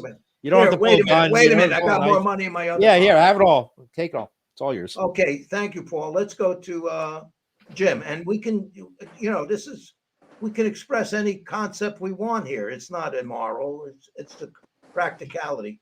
Okay, Jim, wrap us up on this. Well, the question of India. First of all, the issue of the definition of the Quad. That was actually Japan introduced that concept in 2007. They were the people who came out with the concept of the Quad. Now, the question of India is an interesting one because, you have the BJP holding power in India, and there is a history of conflict between China and India that has gone on ever since the 50s, particularly when they went to war in 1962. There's been, of course, the support of China with Pakistan. Just look at what just happened in the case of Afghanistan. The Indians were very supportive of having a government in power inside Afghanistan that was led by non-Pushtun elements, or elements that weren't sort of aligned with Pakistan. They were not in favor of the Taliban, and they aided Ghani and his government. And then, of course, you have the people in the United States who are yakking about, Trump made a big deal about the loss of Bagram Air Force Base in his speech on Saturday, basically saying, here's this base that we lost that could check China. Now, so the question of India relating to the whole question of tying into the United States, this has been going on for quite a while, I should add, the issue of them aligning in naval terms with not only India, but Vietnam, Japan, the Philippines, South Korea, etc., This is something that's been going on for quite a long time and is accelerating now. Now, look at what just happened today with North Korea. The DPRK basically did a little muscle flexing when they showed their newest weapons inside Pyongyang. When you had Kim Jong Il go up and show up and say, "Oh, look at these weapons here that we got." And one of the things that is the strategy of containing China, we just saw in a leaked document by the Trump administration that basically, or of the Trump administration, essentially saying we're going to contain their naval expansion within what they call the first island domain. And what the Chinese have is a strategic argument they've made since the 1980s, where they talk about how they're going to expand their power to the first, the second, and third island chain, all the way out to Guam. And so when you sit and talk about the idea of war breaking out in the Pacific between China and the powers in the Pacific, it's going to immediately expand. I'd say it's going to expand all the way to Hawaii, because they're not going to allow Hawaii to be untouched as a base to allow the United States to build up and then resend forces in. But Guam is a target, and the United States, with their strategy in 2018, they explicitly said, we're going to contain them within the waters near Taiwan. Now, one of the problems with all this, and I recommend to people an article in the latest foreign policy magazine called Float, Move, and Fight. It's an article about the problems in the United States implementing this naval buildup, because the argument is made, this guy, Alexander Woolley, is a former naval officer, British naval officer. Essentially, he says that the United States is ill-prepared for a conventional naval arms race. In fact, and he cites various examples of how the United States has made investments since the Gulf War in naval technology that has proven to be expensive and not able to work. So he brings up, for example, the Littoral Combat Ship. People may remember that's sort of a pyramid-type ship the United States Navy developed, and basically they're now retiring those ships from service after they served only 12 years. Another aspect he brings up is the Zumwalt class destroyer, which is now, they've basically been spending $7 billion a ship. It's more expensive than the Nimitz class aircraft carriers it's supposed to protect. And it's a new technology. It has a technology on it called the railgun. The railgun doesn't work. Finally, they bring up the Ford. The Ford is the new replacement heavy attack carrier to replace the Nimitz class carrier. Well, they're having lots of problems bringing that up. In fact, they're having problems with the elevators on the aircraft carrier working to bring the ships up. So there's this whole history of the failure of platforms in the United States Navy to be developed, and plus new technology. The Chinese at this point have exceeded us in vessels. They have literally dozens of shipyards where we have only 7. They have many, many dry dock facilities to repair their ships. We only have about 4 or 5 or 6 at the most. So there's all these issues that make the saber rattling right now, particularly threatening. And as we mentioned last week when we talked about China with this sortie of aircraft, they basically flew southwest of the island. They were essentially a demonstration of Chinese air and naval aircraft designed to match what was going on simultaneously. There was a 3 aircraft carrier maneuver, the British aircraft carrier task force that's deployed to the Pacific, and 2 American aircraft carriers were exercising in the Philippine seas. And so the aircraft were essentially a demonstration politically of force projected at that task force. Now, the idea of war coming between China and India is the United States is absolutely absurd. It has to be avoided with all costs. And look at what happened when we had Milley go up there and Costa's book that the Chinese initially were thinking we were going to attack them before the election, and he had to get on the phone with the chief of staff of the PLA. He was called in front of Capitol Hill in the past 2 weeks to talk about this, or 3 weeks. India is an interesting power. They are indeed developing their navy to work co-jointly. They maneuver co-jointly with the United States. in the training they do in the Indian Ocean, because they're very much focused in on how to operate with interoperability. In other words, you're going to have similar codes, you're going to have similar ways to communicate in action, and you work those kinks out by simply maneuvering in real time with vessels. So the Indian issue, I saw the article in Counterpunch. I just skimmed it as you guys were talking. It's sort of it doesn't necessarily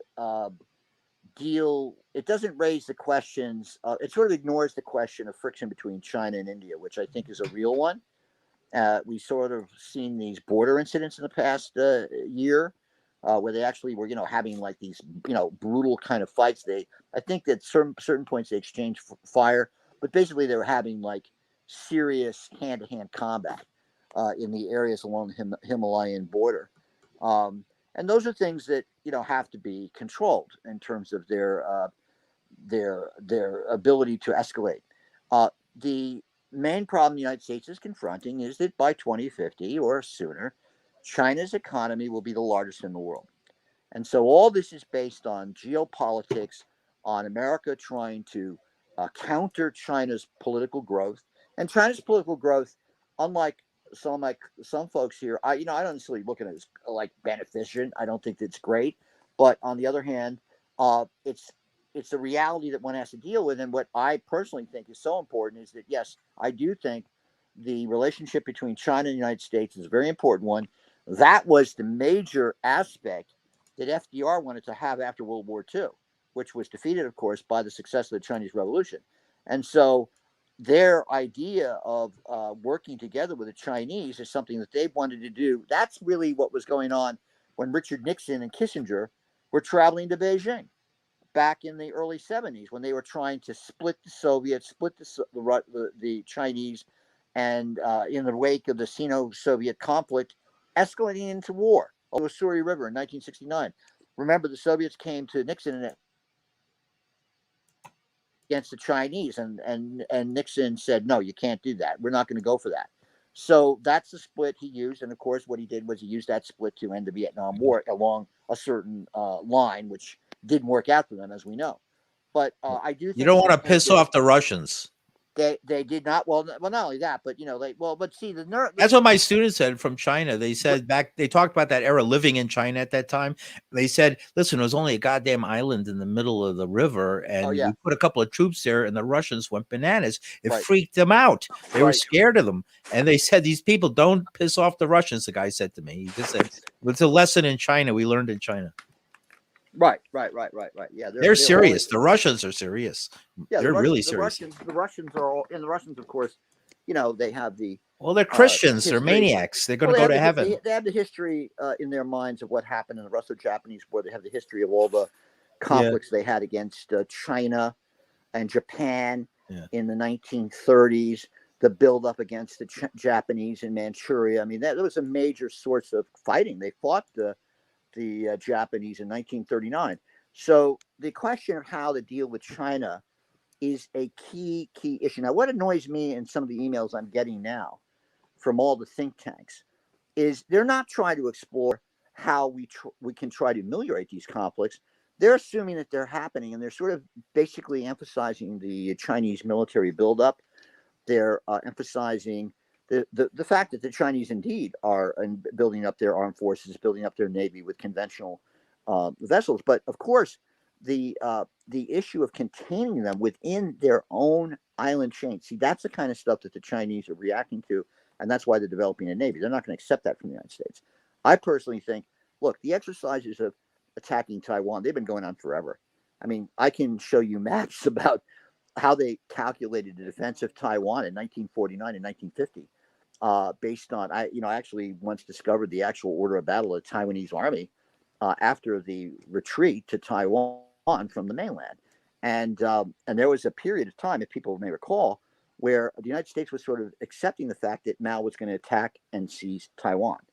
That was sort of stopped abruptly by the Korean War breaking out, because then they inserted the Seventh Fleet, and that's where this is. They didn't have the ships to do it, I don't think. Well, they didn't have, of course, they didn't have the ships to do it back then. And frankly, they still don't have the ships now because this, of course, we have a treaty with Taiwan, and it would trigger an intervention.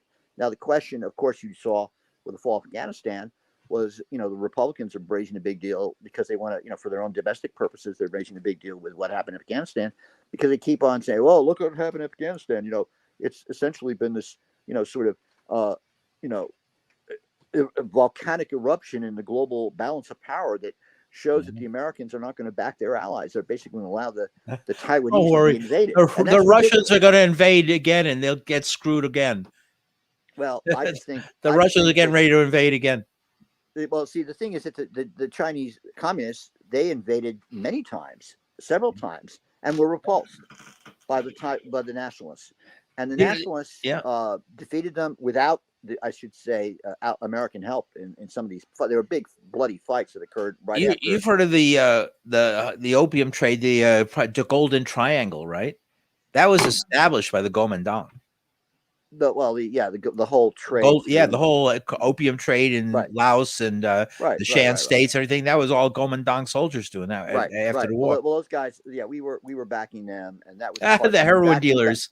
Well, we backed them. We backed them in the 1950s to launch guerrilla raids into China, and we also backed the Nepalese to launch guerrilla raids against the Chinese from India.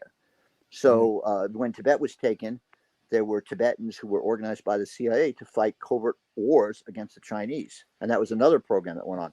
But I think it's imperative. That's why in the show months ago we contacted those people in Boston.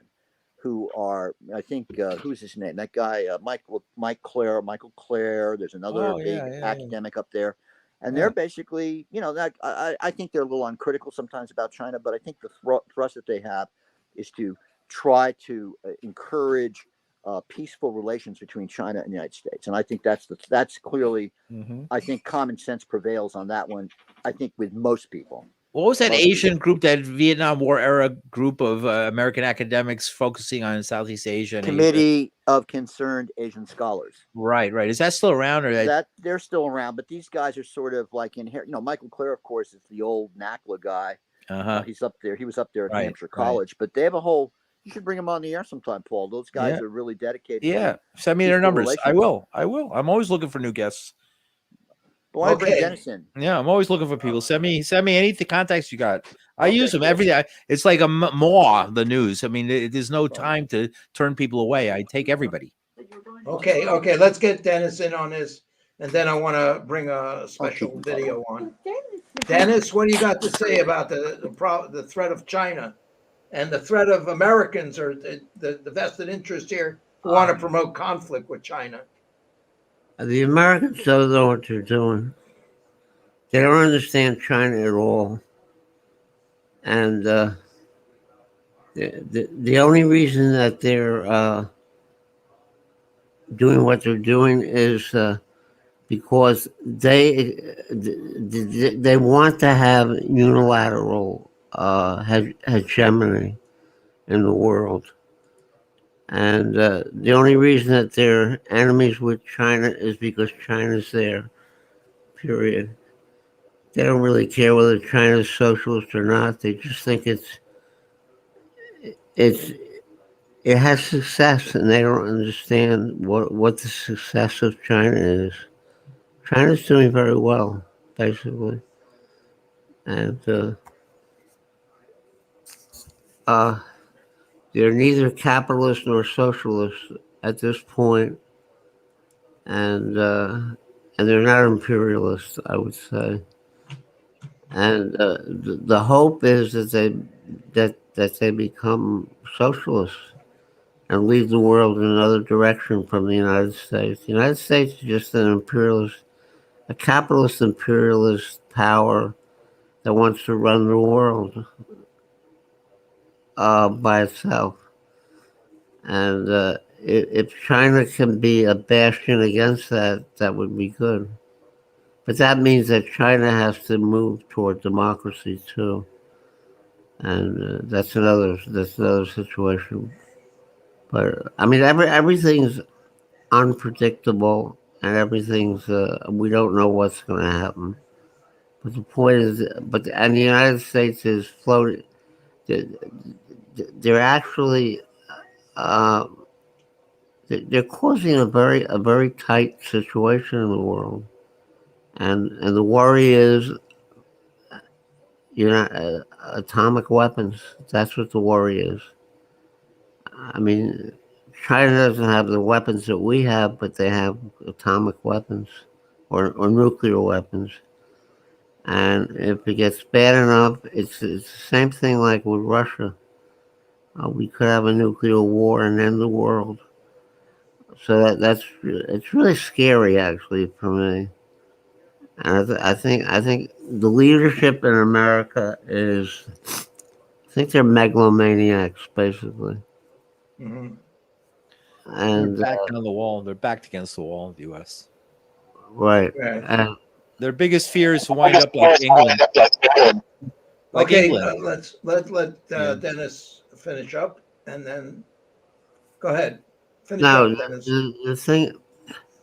the thing is, Che Guevara said it. He said the United States we were living in the belly of the beast.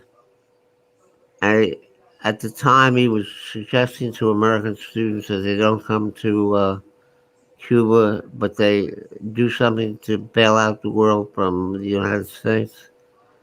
And he said, we live in the belly of the beast, and we have to do something about it, or the worst is going to happen. That's all. I mean, we have to have a revolution here. That's what I think. And if we don't, it's going to be too bad for the rest of the world. Because these people are really scary. And I mean, they're really megalomaniacs. That's what I would say. Okay. And I'll leave it at that. Okay, thank you. Now, Ken, can I just say one Wait, thing? wait. Last thing, no, wait. before you move on. Okay, go ahead.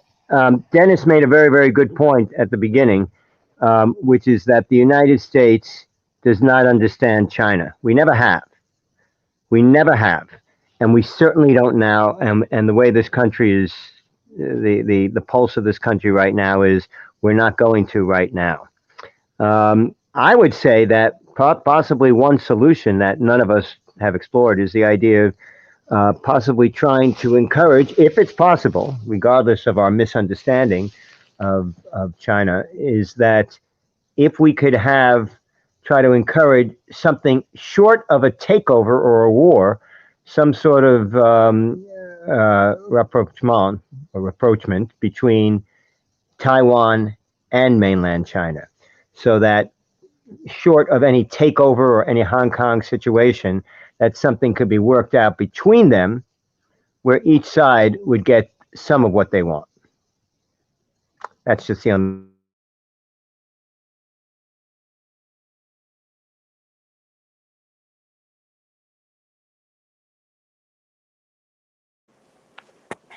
I personally don't see that happening.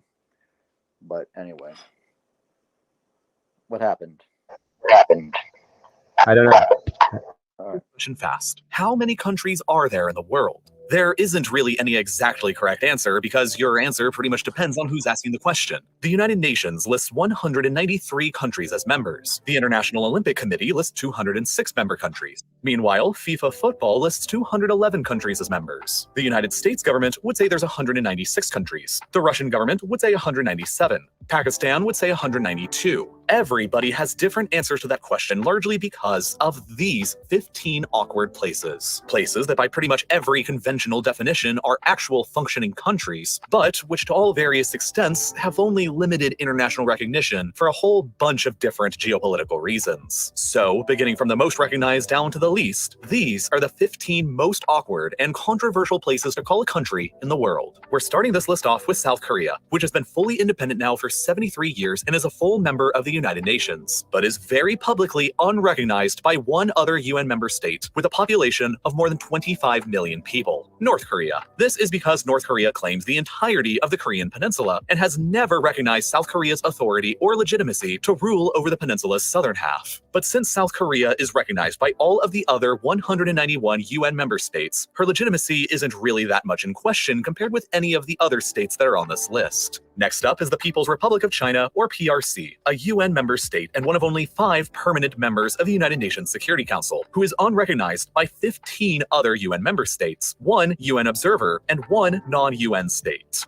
15 UN member states withholding recognition may seem like a pretty big deal, but most of these are just pretty tiny countries. In order of largest population to smallest, they are Guatemala, Haiti, Honduras, Paraguay, Nicaragua, Eswatini, Bhutan, Belize, and the tiny island countries of St. Lucia, St. Vincent and the Grenadines, Marshall Islands, St. Kitts and Nevis, Palau, Nauru, and Tuvalu, followed up by the UN observer state of the Holy See or Vatican City. The largest and the most significant place who refuses to recognize the People's Republic, however, is the Republic of China, or ROC, otherwise known as Taiwan, and they are the reason for all of this controversy. The PRC on the mainland and the ROC on the island of Taiwan each claim to be the sole legal government and representative for all of China on the international stage, and each pursue their own version of the One China policy, meaning that every country in the world is given a binary choice. Either recognize the PRC or the ROC as China, but not both. As a result, neither the PRC or ROC recognize each other. Nearly the entire world recognizes the significantly larger and more influential PRC, while only 14 UN member states and the Holy See have publicly chosen to side with the smaller and less influential ROC. Meanwhile, Bhutan chose the Chad way out of this conundrum and is the only country who refuses to recognize either government, and is therefore the only country in the world who doesn't recognize the existence of China in any capacity. Altogether, that's only about 78 million people whose governments do not recognize the People's Republic of China, and there's a lot more controversial countries from there. Next up on our list is the Republic of Cyprus, another UN member state who isn't recognized by one other UN member state and one non-UN member, Turkey and the Turkish Republic of Northern Cyprus. The Republic of Cyprus claims sovereignty over the entire island of Cyprus, but back in 1974, a military coup d'etat occurred within Cyprus that aimed to unite the island with Greece. Turkey promptly invaded the island to stop that from happening, expelled the ethnic Greeks who lived there, and set up the self-proclaimed Turkish Republic of Northern Cyprus upon that territory. The Republic of Cyprus does not recognize the Turkish Republic of Northern Cyprus as being legitimate, and in response, Turkey and her population of more than 82 million has refused to recognize the Republic of Cyprus. Next up is the Republic of Armenia, yet another UN member state who is unrecognized by one other UN member state, but it's someone that you probably wouldn't expect.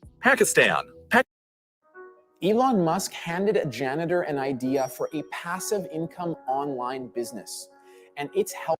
Pakistan's beef here is that Armenia and Azerbaijan have both been practically at war with each other for decades ever since their independence, and Pakistan has chosen to align themselves with Azerbaijan by refusing to recognize Armenia. Now, several other countries have allied with Azerbaijan as well, like Turkey, Saudi Arabia, and Yemen, who have all severed their diplomatic relations with Armenia, but they still at least recognize Armenia's existence. Even Azerbaijan recognizes that Armenia exists, but not Pakistan. Since Pakistan's population is huge, that's 216 million people whose government doesn't recognize the existence of Armenia. Following Armenia is North Korea, a UN member state who's in a similar situation as South Korea, but with even less recognition because 3 UN members and 1 non-UN member are denying them any. Just like the North, South Korea also claims the entirety of the Korean peninsula and has never recognized the North's authority or legitimacy to rule over the northern half. And in a show of solidarity, neither does Japan, France, or Taiwan, making up a total of 269 million people whose governments do not recognize them. Let's just move on from there to the really controversial part of this video and dive straight into Israel and Palestine.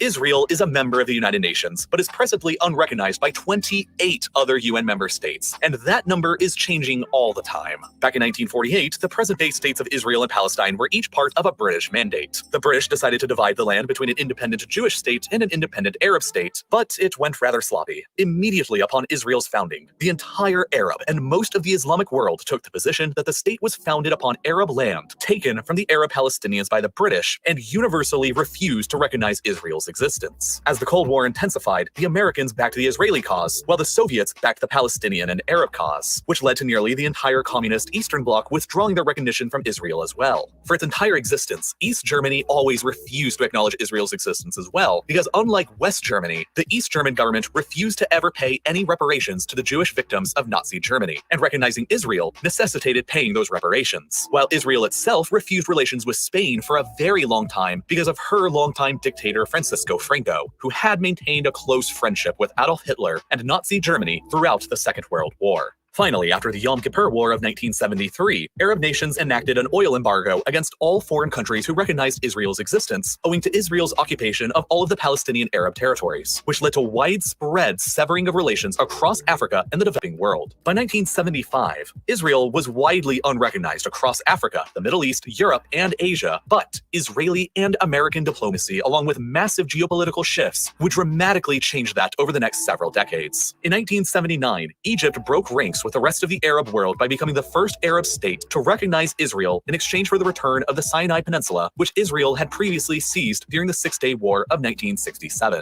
By 1986, Franco was long dead, and Spain became the final country of Western Europe to recognize Israel. By the 1990s, the Soviet Union had collapsed, and Eastern Europe, along with China, finally got around to recognizing Israel as well. Jordan became the second Arab state to recognize Israel in 1994. Israel managed to convince Guinea to recognize them in 2016 by assisting them with their Ebola epidemic. Chad restored relations in 2019, while the United States helped to convince the United Arab Emirates, Bahrain, Sudan, and Morocco to become the next 4 Arab countries to recognize Israel in 2020. Today, the 28 UN countries who continue to not recognize Israel in order of population are Indonesia, Pakistan, Bangladesh, Iran, Algeria, Iraq, Saudi Arabia, Afghanistan, Malaysia, Yemen, Venezuela, North Korea, Niger, Mali, Syria, Somalia, Tunisia, Cuba, Libya, Lebanon, Oman, Kuwait, Mauritania, Qatar, Djibouti, Comoros, Brunei, Maldives, and Seychelles, with a combined population of more than 1.16 billion people. Alongside the controversy surrounding Israel is the controversy surrounding the state of Palestine, which claims the areas of the West Bank, East Jerusalem, and the Gaza Strip, all 3 of which are presently and effectively under Israeli occupation or blockade. Palestine is the first country on this list which is not a full member state of the United Nations, but is instead a UN observer state,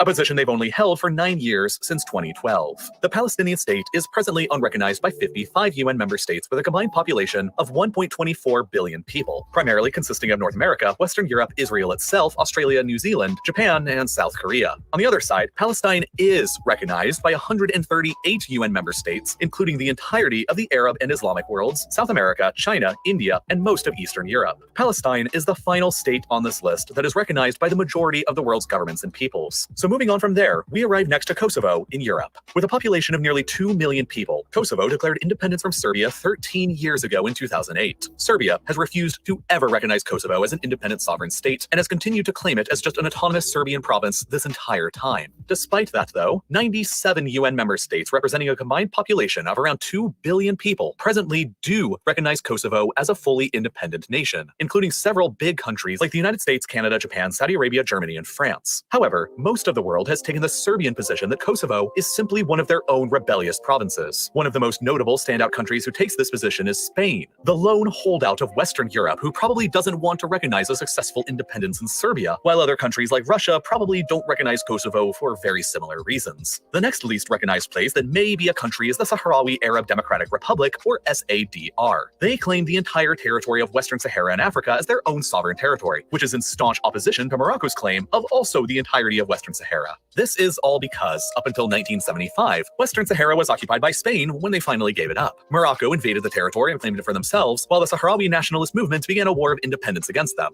In practice, most of Western Sahara is presently controlled and occupied by Morocco, while only a narrow strip along the interior is actually controlled by the SADR. The SADR's claim to statehood over Western Sahara is presently only recognized by 43 UN member states, the largest supporters of which are the weird grouping of Mexico, Iran, Nigeria, South Africa, Ethiopia, Algeria, Syria, Vietnam, and North Korea. At the same time, the only other country in the world which recognizes Morocco's claim to Western Sahara is the United States, who pretty much only does so because, in 2020, they negotiated a deal to do so in exchange for Morocco finally recognizing Israel. Most of the world's countries take an ambiguously neutral stance on who is actually the legitimate authority in Western Sahara so as not to piss anyone off, which is mostly why you always see it marked out as gray on most world maps. Moving on next is the aforementioned Republic of China, aka Taiwan. The ROC used to be a member of the United Nations, but they were expelled from it in 1971 and replaced with the People's Republic of China. The ROC continues to claim being the sole legitimate government of all of China, but presently only controls the island of Taiwan. The 14 UN members who continue not recognizing the PRC, of course, recognize the ROC instead, in addition to the Holy See. Although the ROC maintains very limited official recognition, they possess the world's 21st largest economy that's similar in size to Turkey, with a population of more than 23 million people. The ROC maintains unofficial ties with more than 50 UN member states across the world, including the United States, who in 2010 negotiated a deal to sell $6.4 billion of weapons to them, which makes them seem an awful lot like a pretty legitimate country. Anyway, moving on from there are both the Republic of South Ossetia and the Republic of Abkhazia, two breakaway states of Georgia which declared their independence in 1992 and 1993. Today, they are only recognized by the same 5 UN member states: Russia, Venezuela, Syria, Nicaragua, and Nauru, while tiny Vanuatu evidently believes that while South Ossetia isn't a country, Abkhazia is, which gives them ever so slightly more international recognition.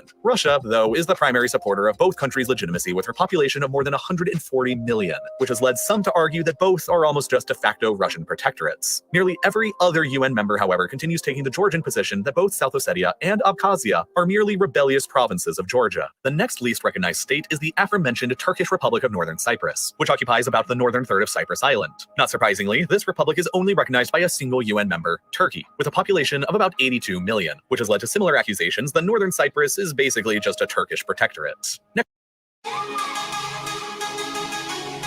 Within the last couple of weeks, I've lost nearly 10 pounds. Next up is the Republic of Artsakh. The final place on this list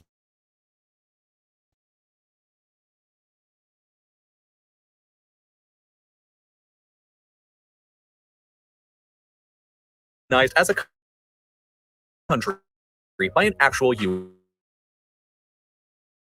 member. Roll it In back this case, 10 seconds.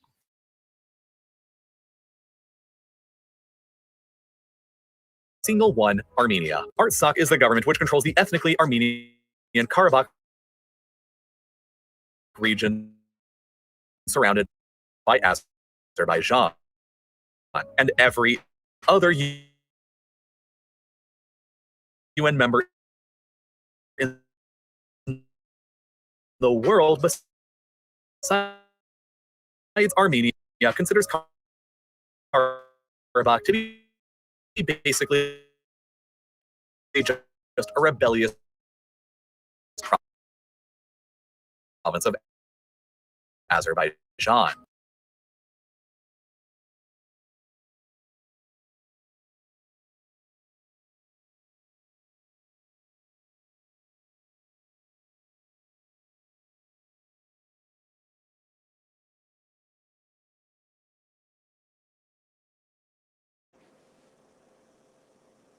Well, that was interesting, Kenny. You're listening to Going Viral News. And my name is Jim Dingman. The sound is interesting. And this is the October 12th edition of Going Viral. And we were just listening to a piece that talked about countries that we don't recognize. And I wanted to thank everybody tonight, unless you wanted to continue, Ken, for the show. Thank everybody tonight, unless you wanted to continue for the show. And we had on Ken Aaron, Michael Jankowitz, and myself, Jim Dingman. And you were listening to the October 12th edition. Jim, you're going in and out.